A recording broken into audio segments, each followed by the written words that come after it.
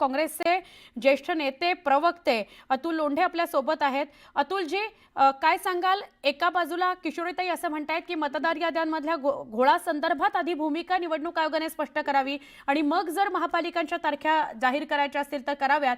आज पत्रकार परिषद आहे। अगदी योग्य भूमिका आहे।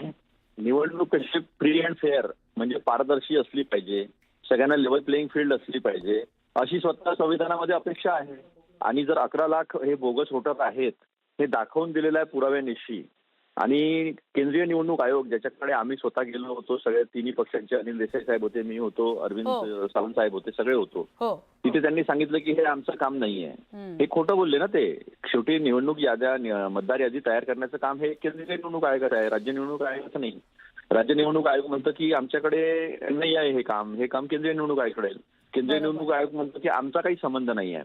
तर हा जो चेंडू टलवण्याचा जो प्रयत्न आहे तो सरळ सरळ निवडणुका मतचोरी करण्याचा प्रकार आहे। हे म्हणजे आता पुराव्यानिशी सांगतोय मी, काही वरवर आरोप नाही करताय, हे पुराव्यानिशी सांगतो आहे। मग ते 11 आमची विनंती अशी आहे की जर तुम्हाला त्या याद्या साफ करण्याचा अधिकार नाही, तुम्ही जे म्हटलं की आम्ही 2 स्टार लावू, 1 स्टार लावू, तर तुम्ही ते मतदार जे आहे 11 लाख मतदार आणि विविध ठिकाणी आहे। आमच्या इथे बहादुरा नावाची नगरपंचायत आहे, तिथे निवडणूक झाली तर त्या नगरपंचायतमध्ये 16,000 मतदानापैकी 4,500 मतदान बोगस होतं आणि पकडलं गेलं। कारण सोपं असतं, एका वॉर्डामध्ये 250-300 मतदारांचा वार्ड असतो, 25-30 घरं असतात एका वार्डात, ते पकडले गेले। तरी पण आज जर जाहीर झाल्या महापालिकांच्या तारखा तर काँग्रेसची भूमिका काय असेल? असं आहे की या देशातली लोकशाही टिकवणं ही आमची जबाबदारी समजतो आम्ही, कारण त्या देशात लोकशाही देणारे आम्ही लोक आहोत। डॉक्टर बाबासाहेब आंबेडकरांचा यांना जेवढा अपमान करायचा असेल, लोकशाही जेवढी बुडवायचा प्रयत्न करायचा असेल, जितकं यांना संविधानाची पायमल्ली करायची असेल तितकंच आम्हाला हे सगळं वाचवायचं आहे। संविधान वाचवायचं आहे, देशाची लोकशाही वाचवायची आहे। एका क्षणाला यांनी घाबरलं पाहिजे जनशक्तीला। जनशक्ती पुढे कोणतीही शक्ती मोठी नसते आणि या देशाची जनता लोकशाही अनुभवून आहे आणि संविधानाचं महत्व जाणून आहे। त्यामुळे बुडत्याचा पाय जर खोलात जात असेल आणि हे पुन्हा गडबड घोटाळे करणार असतील तर मग यांनी स्वतःच्या पतनासाठी हे स्वतः जबाबदार असतील। आता ते कसं होईल ते जनता ठरवेल। नक्की नक्की। धन्यवाद। आपण अतुलजी बोललात न्यूज 18 लोकमतशी। अतुल लोंढेंनी स्पष्टपणे आपली भूमिका मांडलेली आहे की हा पतनाचा म्हणजे अशा प्रकारचा निर्णय जर लादला गेला तर हा त्यांच्या पतनाचा भाग सुरू झालाय असं म्हणायचं आणि जनताच त्यांचं पतन करेल असं राज्य निवडणूक आयोगासंदर्भात बोलताना अतुल लोंढे म्हणालेत। आणि किशोरीताई पण असंच म्हणाल्यात की फरफटत जनतेला न्यायचं असा प्रकार सरकारचा आणि यंत्रणांचा सुरू आहे आणि राज्य निवडणूक आयोग सुद्धा त्याच प्रकारचं वागतं आहे। मुद्दा हा आहे की राज्यातल्या 29 पालिका निवडणुकांची तारीख आज जाहीर होऊ शकते, कारण सगळ्या महाराष्ट्राचं लक्ष त्याकडे लागलेलं आहे। आज राज्य निवडणूक आयोग 4 वाजता पत्रकार परिषद घेते। पत्रकार परिषदेमध्ये जर महापालिकेच्या निवडणुकांच्या तारखा जाहीर झाल्या लगेचच आचारसंहिता लागेल आणि मग ठरलेल्या तारखांना ठरलेल्या वेळेला निवडणुका होतील। आता बघायचं आज मतदार याद्यांमधल्या घोळाविषयी जे रणकंदन महाराष्ट्रामध्ये सुरू आहे त्या रणकंदनाविषयी, त्या घोळाविषयी राज्य निवडणूक आयोग आज सुद्धा आपली भूमिका मांडतं का? शशिकांत शिंदे आपल्याबरोबर जोडले गेलेले आहेत, शरदचंद्र पवार पक्षाचे प्रदेशाध्यक्ष, त्यांच्याशी आपण बोलूया। शशिकांतजी, पहिली प्रतिक्रिया, आज पालिका निवडणुका कदाचित जाहीर होऊ शकतात पत्रकार परिषदेमध्ये।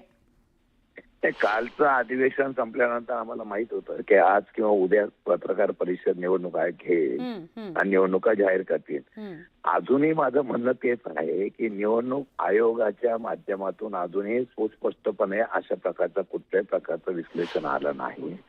21 तारखेला जो काही सुप्रीम कोर्टाचा विषय आहे त्यामध्ये 50% वरती गेलेल्या निवडणुकीच्या संदर्भामध्ये काय करणार, त्या महापालिका, त्या महानगरपालिका, जिल्हा पंचायत आणि त्याच्यावर काय करणार, खरं म्हटलं तर हा लोकांमध्ये आणि पक्षामध्ये झालेला संभ्रम दूर करण्याची जबाबदारी निवडणूक आयोगाची आहे। ज्यावेळेला कोर्टाने रिमार्क दिल्यानंतर कोर्टाने ज्यावेळेला एखाद्या तशा 2च महापालिका आहेत ना, चंद्रपूर, नागपूर, त्याच्या व्यतिरिक्त घोषणा झाली तर चालणार आहे आपल्याला?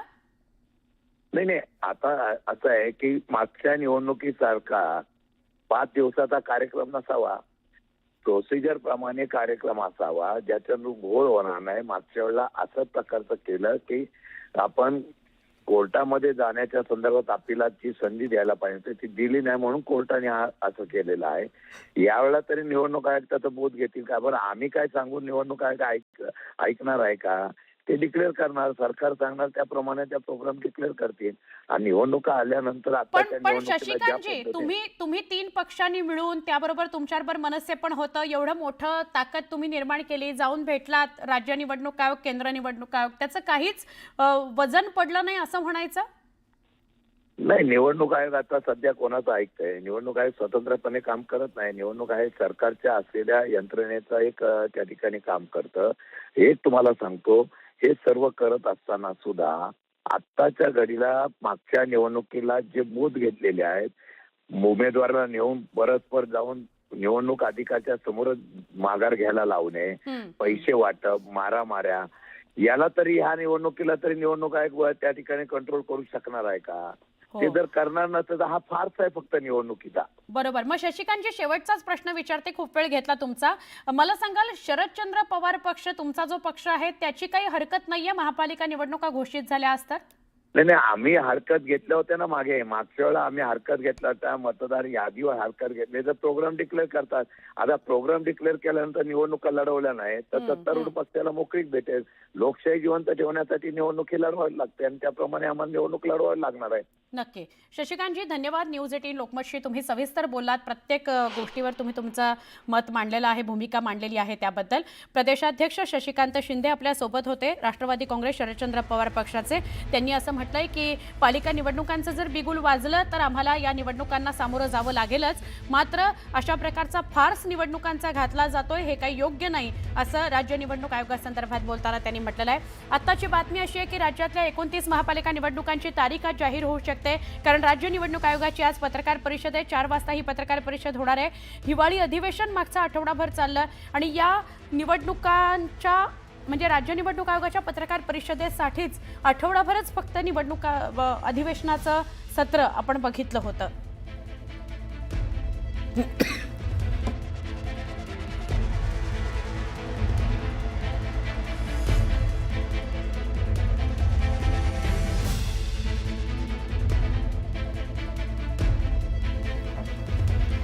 राज्य निवडणूक आयोगाची आज पत्रकार परिषद आहे. 4 वाजता ही पत्रकार परिषद होईल. चंद्रपूर आणि नागपूरमध्ये निवडणुका होतील का याच्याविषयी जरासा संभ्रम होता, कारण तिथं आरक्षणाची जी मर्यादा आहे 50% ती क्रॉस झालेली आहे. पण त्यासुद्धा निवडणुकांसंदर्भात आज घोषणा होईल असं कळतंय. आता बघूया आज राज्य निवडणूक आयोग पत्रकार परिषदेमध्ये महापालिकांच्या निवडणुकांच्या तारखा घोषित करतं का.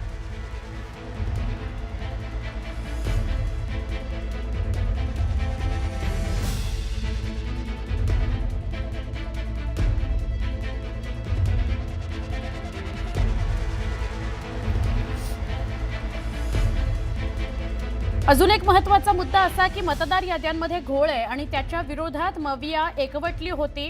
राज्य निवडणूक आयुक्त केंद्र निवडणूक आयुक्तांना भेटली होती, पण त्या संदर्भात काहीही पावलं उचलली गेलेली नाहीत असं दिसतंय. नगरपालिका आणि नगरपरिषदांच्या निवडणुका झालेल्या आहेत. मतमोजणी बाकी आहे, ती 21 तारखेला म्हणजे परवाच्या रविवारी होणार आहे. जिल्हा परिषद आणि पंचायत समित्यांची निवडणूक कदाचित नंतर होईल, त्याआधी महापालिकांच्या निवडणुकांची घोषणा होईल आणि ती कदाचित आज या राज्य निवडणूक आयोगाच्या पत्रकार परिषदेमध्ये घोषित होऊ शकते. आता त्याकरता एकाच टप्प्यामध्ये निवडणुका होतील अशी एक माहिती वरिष्ठ सूत्रांनी न्यूज 18 लोकमतला दिलेली आहे. नागपूर, चंद्रपूर इथे सुद्धा निवडणुका याच टप्प्यात घेतल्या जातील असं कळतं आहे आणि लगेचच पत्रकार परिषद झाली की आचारसंहिता सुद्धा लागू होईल.